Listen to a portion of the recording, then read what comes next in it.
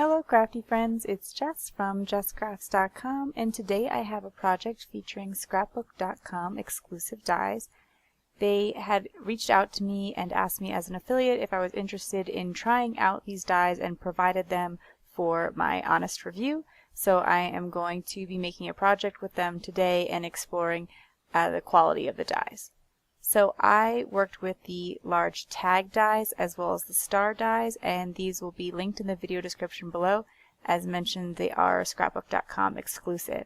What I thought was interesting about the tag dies is they include a way to add holes to the dies, to the tags at the top, but they don't include that in each individual die. I think that this is good because it gives you the choice of adding two different size holes to the die, and it gives you the little ring that protects it as well, and sort of like the reinforcer, the circle reinforcer that you can cut out. But it basically gives you two options for the hole size, and it allows the dies to nest together a little bit better than if they had to include that hole in each of the dies, and it probably saves a little bit of money on them as well, thinking about having to add that extra bit of steel to each one. So I decided to work with the dies together and sort of create a tag card. You can turn any die into a card by simply cutting two of them and scoring at the top.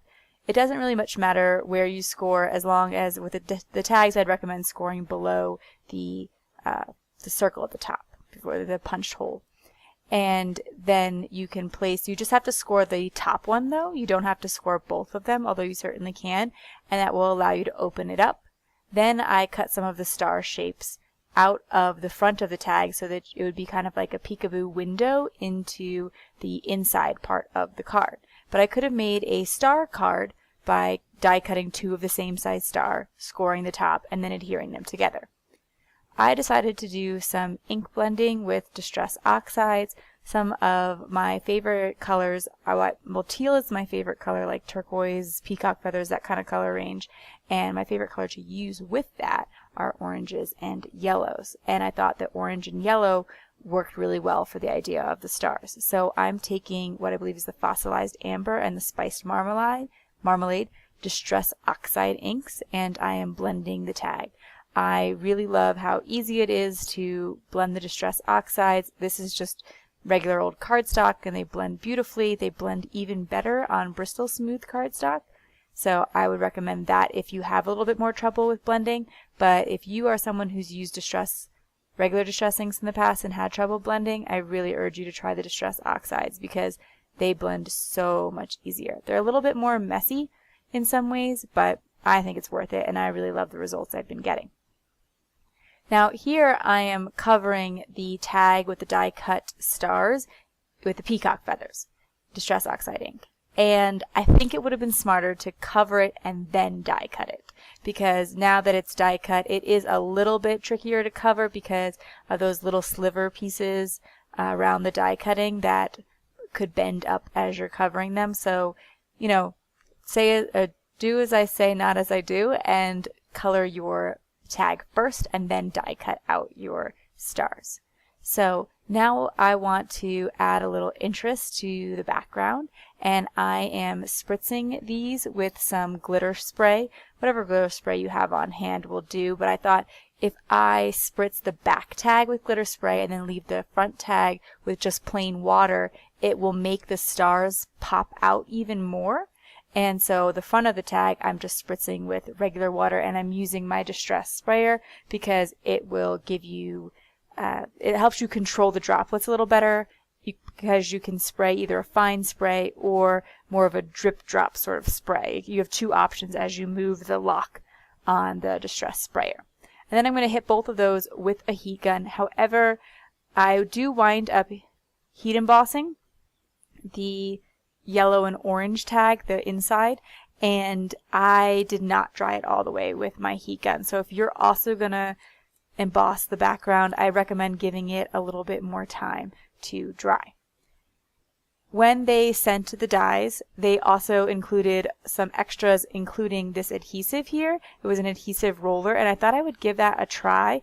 And what I liked about it is with the adhesive roller, I could roll right across, and either there's a little triangle part of the star or the circle I could run right over that and that would just go onto my work surface and not stick to the card, whereas if I were using my ATG gun and I rolled over the hole, it would have just stuck and made more of a mess. So I thought that that roller adhesive that they sent, because it wasn't one straight line but lots of little dots of adhesive, was actually better for some projects. Here I am using the small Lawn Fawn So Jelly stamp set because it had the You're a Star sentiment, and I thought that was perfect using the stars dies, and I'm stamping that. I wanted to have it pop a bit more, so I decided to cover it with clear embossing powder. However, as mentioned before, I didn't dry my Distress Oxide background completely, so some some embossing powder is sticking where I don't want it. This winds up being fine because I just covered the whole back surface in embossing powder and it stuck to some random areas, not all over, just some random areas, and it also stuck to the sentiment, and then I just embossed all of that, and all it did was add a little bit of shine and texture to that background, so it worked out for me.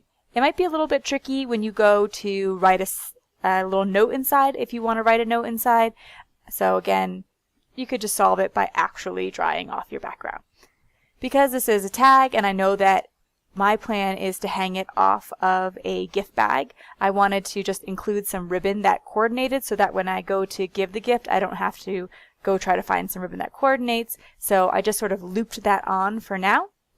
And then I had the starfish from So Jelly already colored in a coordinating color, because when I stamp images from kits, a lot of times, when I stamp images from stamp sets, a lot of times I color up some extras. And so I had these extras and I thought, well, they would add even a little bit more to this card, kind of go with the ocean theme that is created by that blue with water droplets and emphasize the stars. So I just popped some of those up on foam tape, and then I'm going to cover it with some shimmer powder since there's already shimmer marker, because there's already some shimmer in the orange background. And that is going to be it for my project today. If you like this video, please give it a thumbs up. If you're interested in more crafting tutorials, be sure to subscribe to my channel.